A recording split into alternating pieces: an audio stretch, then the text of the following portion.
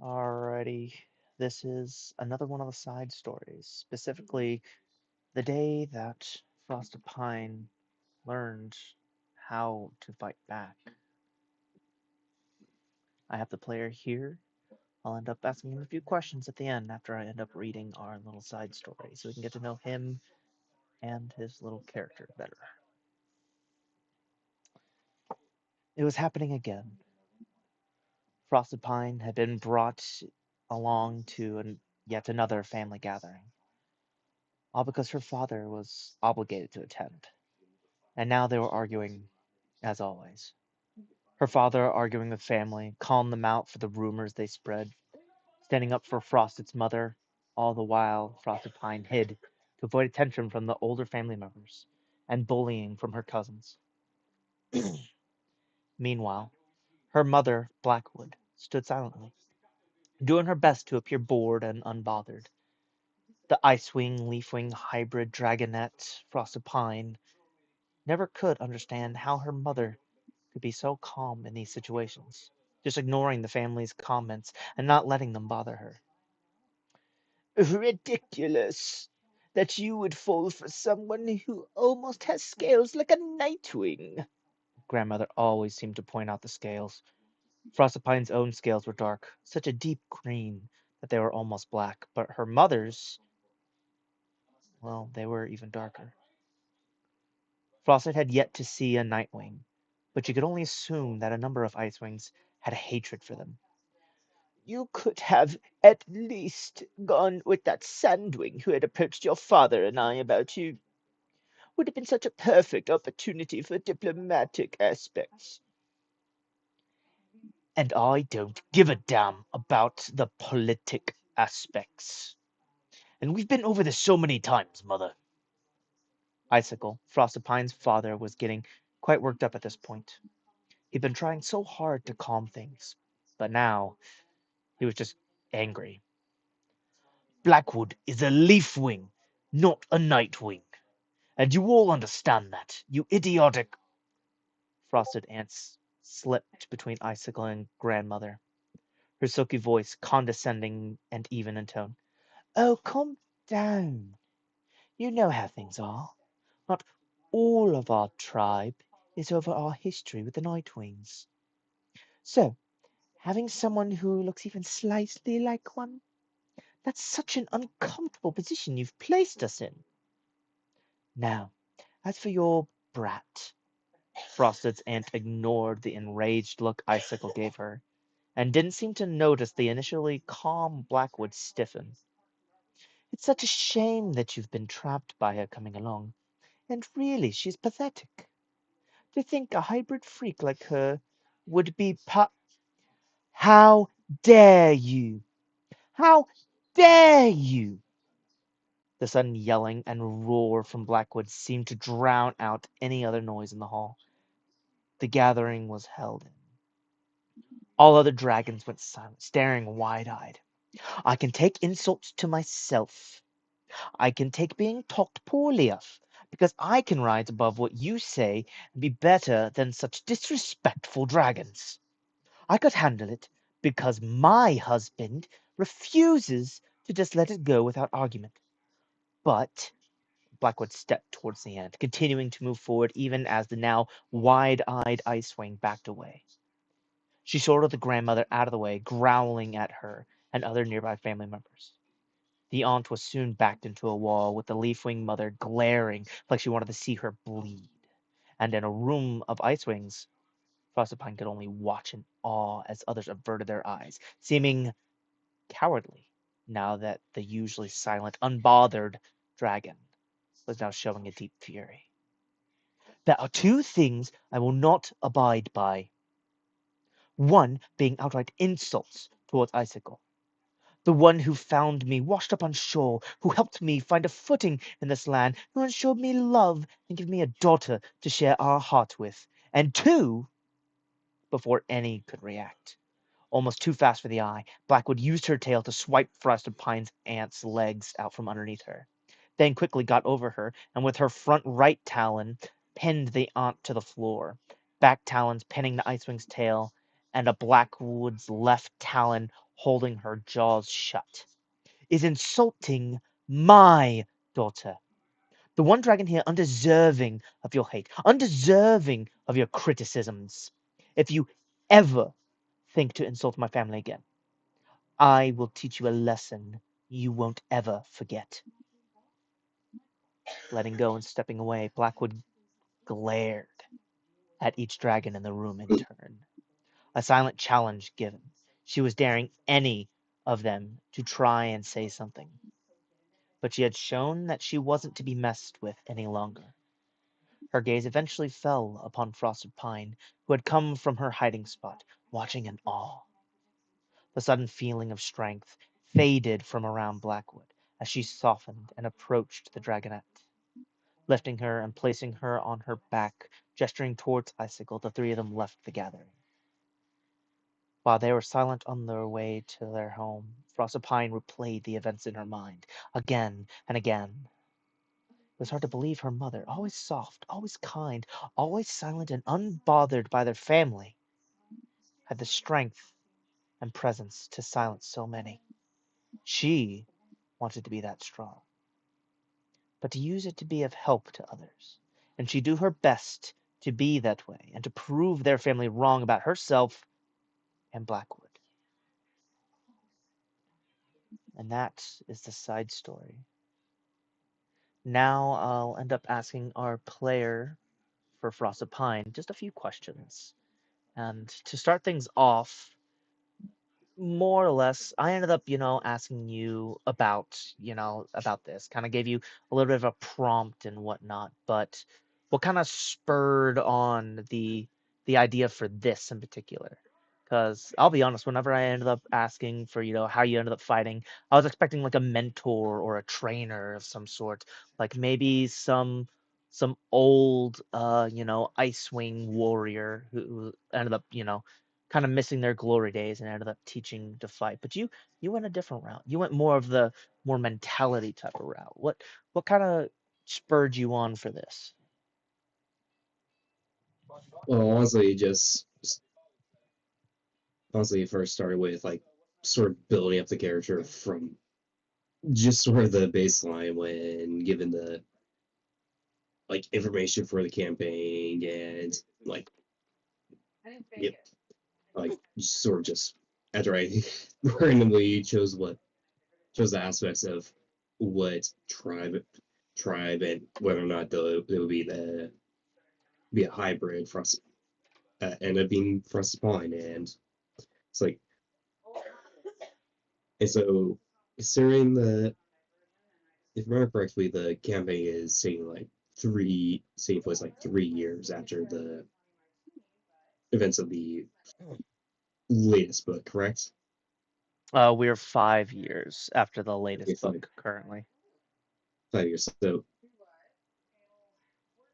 I had to work off of that with okay, so Frostipine a fully is a fully mature dragon at this point, but it's been only 5 years since relations with Pental between Pental and Pyria started. So then it's just sort of built up. Okay, this is okay. Let me try and form at least a base layer with how things are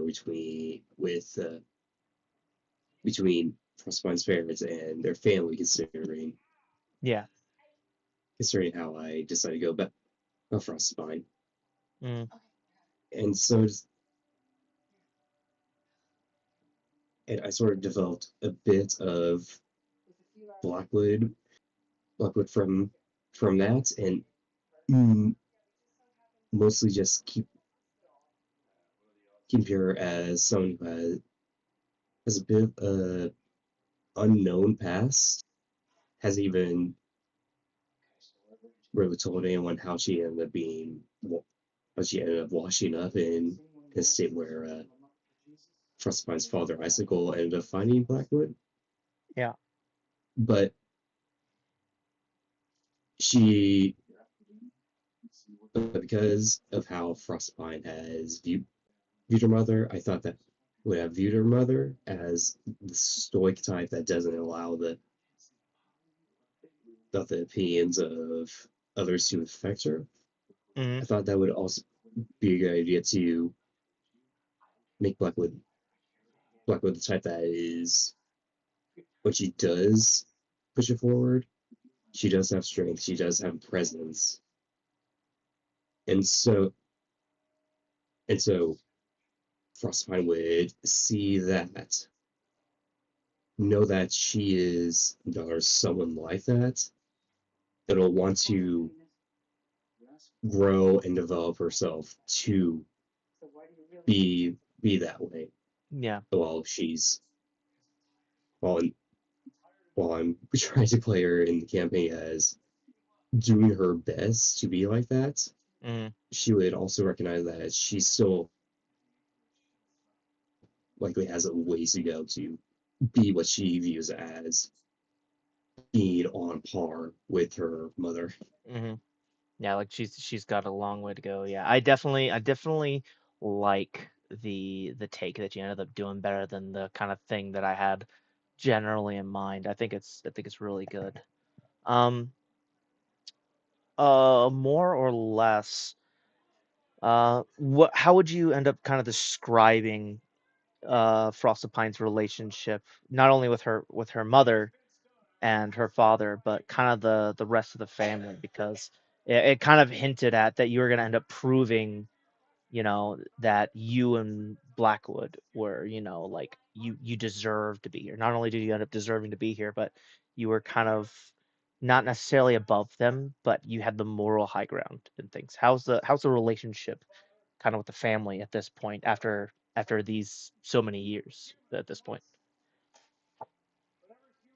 Well, for the most part, it is still a strained relationship with their family, and ever since Frostpine started to train to be stronger, try to be as best of a warrior as she can be to sort of prove herself to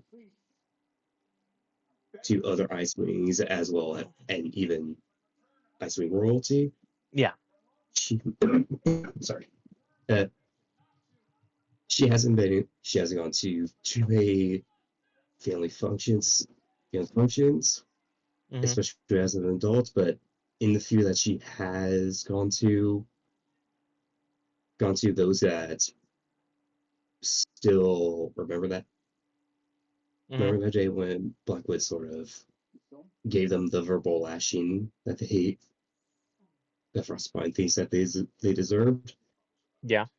They try not to draw Blackwood's attention and avert their eyes from Frostbite, and that also may have been left with a bit of trauma as she will hurriedly move away to keep distance. Yeah. Kind of a little bit of a character flaw. She's kind of got a little bit of work to do there, but otherwise, yeah, I got you. I got you. Um, the next question that I have deals kind of more with the current standpoint in the game. You weren't there for, the last 10, 15 minutes of the last campaign, but you've been caught up on it at this point, and you might have even seen it if you checked out the video just to kind of watch what you missed. But where is Frostpine kind of at this point? Kind of mentally, more or less, in this situation where Sword fell to their death, basically taking the choice out of Isopod's hands as both Isopod's mate and Sword was falling, and Sword didn't want to make her choose, so she ended up kind of slicing open her arm just to kind of take the choice away from Isopods. That way, Isopod would be forced to go and save Mantis. Where's kind of your mindset at this point?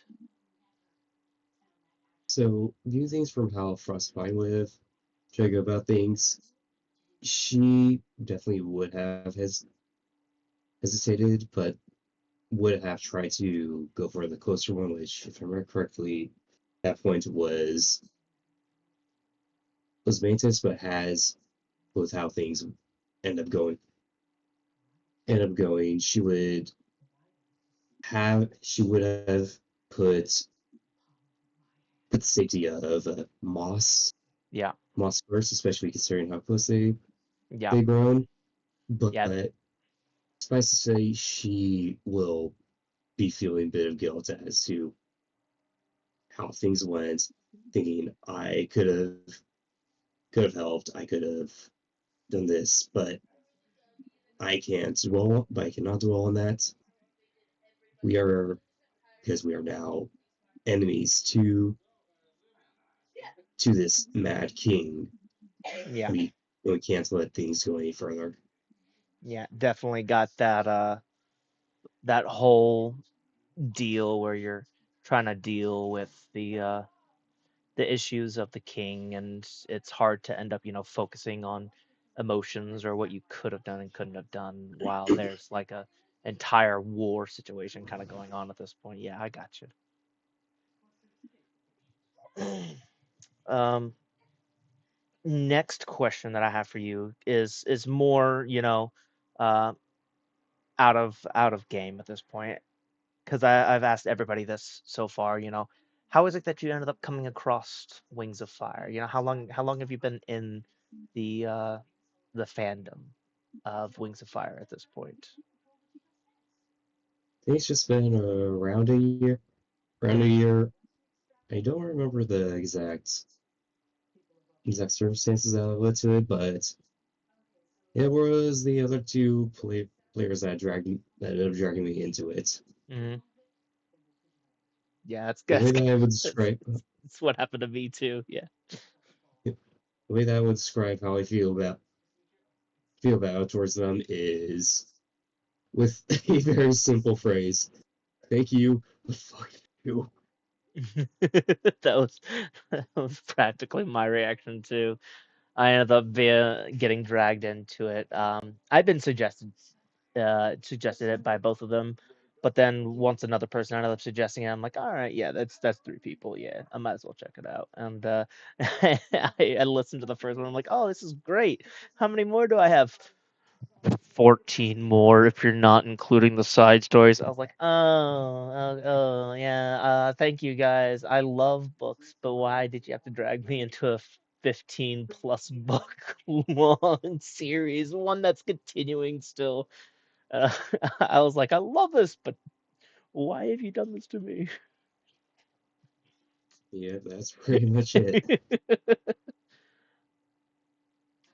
um, so just kind of a last question, more or less, at this point.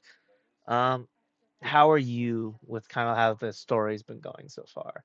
Your enjoyment of the campaign and everything that's gone on so far, and your stories that have kind of unfolded a little bit. Because right now, the two main side characters that's kind of gotten their stories so far has been Sword and Moss mostly. Sword's kind of been more of the main focus, but it's kind of par for the course, as she's the one who's from this island. But Moss has gotten a little bit of a kind of a view in her story at this point. Between all the little side stories and the main story, how are you enjoying it so far? What's your kind of favorite parts about it? And so far, the story has been interesting, and it's definitely interesting to have the twist of there being this ancient dragon that's been around since before even this kingdom was created. So it's like there is a lot of mystery here, and there are conflicting reports of how things are going with that dragon. And honestly, as we going to find, it's likely that the king isn't very truthful about the position of the dragon. And I do look forward to seeing how things continue to develop. Hmm. And I do expect that there will be a bit more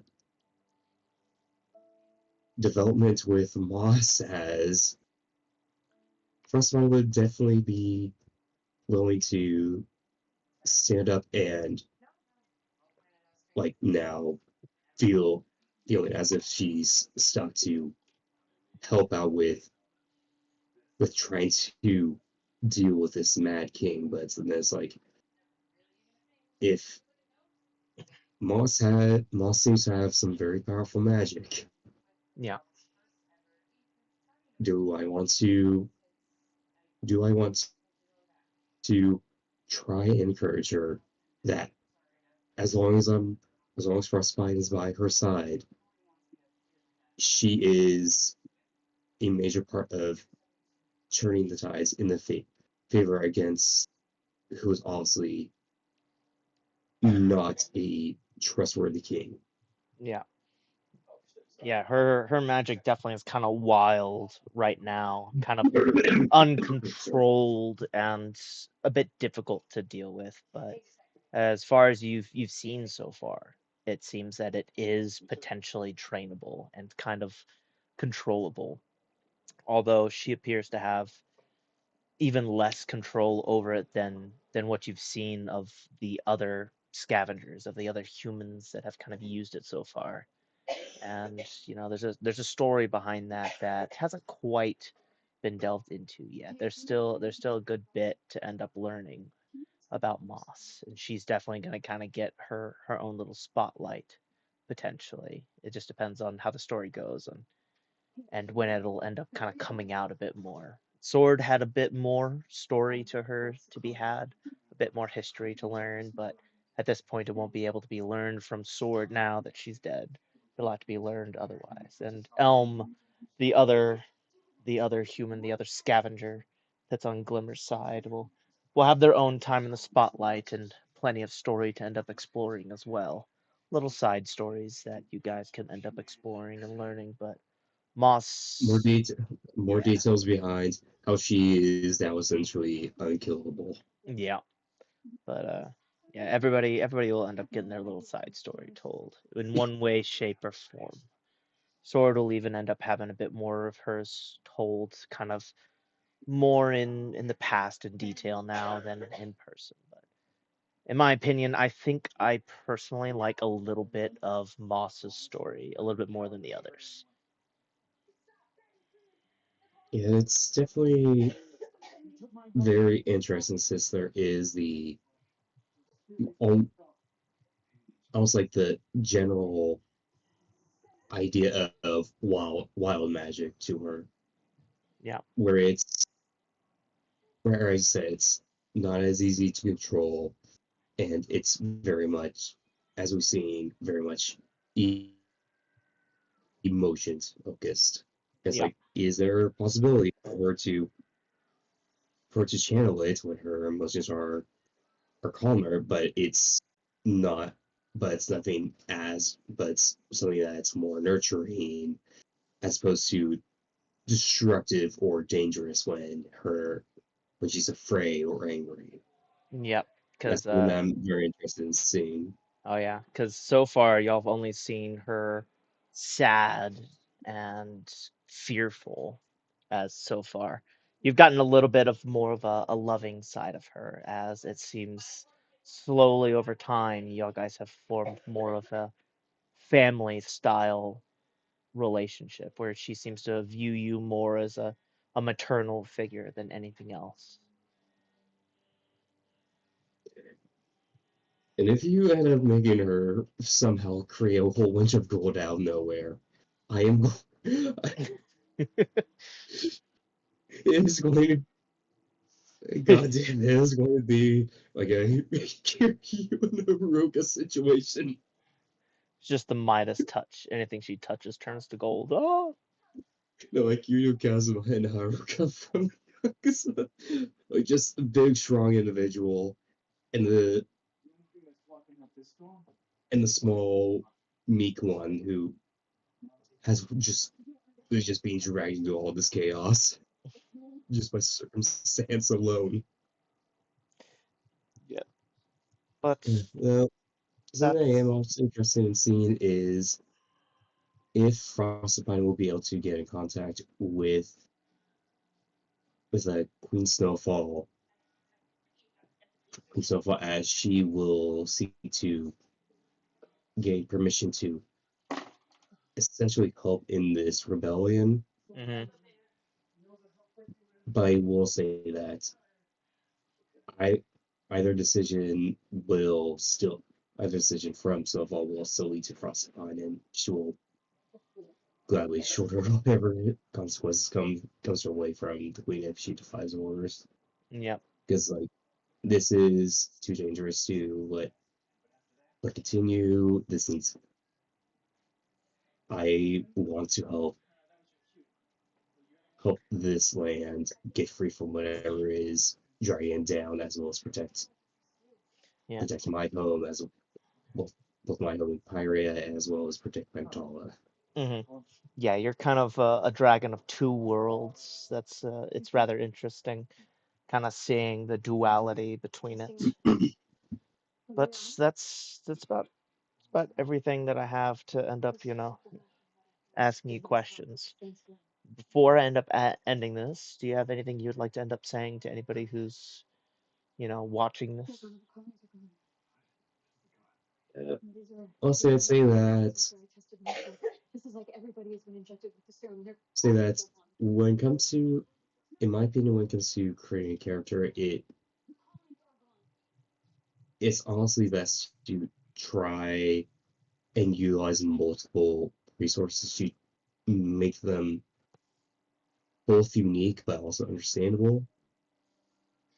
And I am hoping that with Frostbite, it does come off as a character that she does come off as a character that is unique, but is understandable. Like I said, and I, I am enjoy, I am personally enjoying it so far because like I used resources to just randomly decide like the tries, hybrid stuff, and then took inspiration from some other like sources like characters, and then worked that into just sort of the way that I built up this character. So just so my opinion is, if you want to try to create a unique character but also have them be something that will be enjoyable, Yeah. maybe a hero or a villain, just utilize a multitude of sources.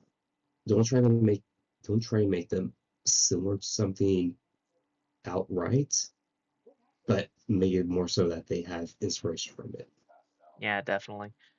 I can't tell you how many times I've taken inspiration off of something, and I won't create a one-to-one copy. I'll make it unique, but I definitely pull inspiration from certain things. For instance, the name of this campaign, no, it's not based off of the books, Songs of Chaos, although I have taken a thing here or there from it as inspiration to kind of add it into this campaign. And obviously, Wings of Fire is taking place in the world and whatnot, but I'm not directly stealing everything from it. I've created unique portions of it. I've created a whole new island, a kingdom taken from its history and kind of added a little bit to it to make it partly my own, but still giving respect to the source material and whatnot. It's perfectly fine to take inspiration from things so long as it's just not a one for one copy. Make it unique, make it your own, but pay it respect.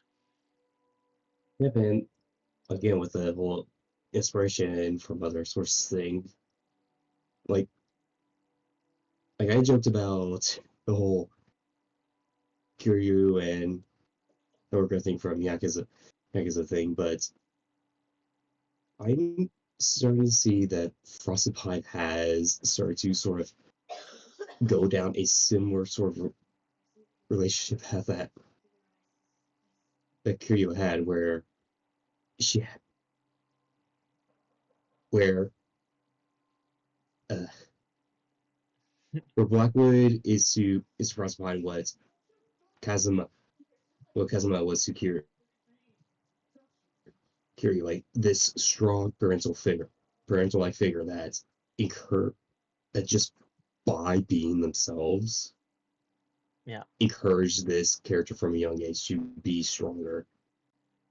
And now there's and now Frostbite has Moss, this small meek human who has a whole bunch of chaos surrounding them that is almost like a parental bond that's sort of forming. Just like again, Kiryu and Haruka. So it's like it's like honestly none of that was intended to happen, but it's just very interesting to see how it just sort of shapes up like that. Yeah. But that's gonna be it for this. Thank you everybody who ended up watching. If you ended up enjoying it, go ahead and subscribe. Check out our Twitch where we end up usually live streaming and giving these side stories at the midway point of our campaigns. We play some games there and stuff too. If you're watching this on the YouTube channel, leave a comment down below. My players will definitely end up checking the videos and they'll end up answering any of your stuff. But if you want to get in contact with them directly and to kind of talk with them, they're pretty chill. They're nice people. You can end up going to our Discord channel. But that's it for this. Thank everybody for watching. We'll end up catching y'all next time. Okay, goodbye.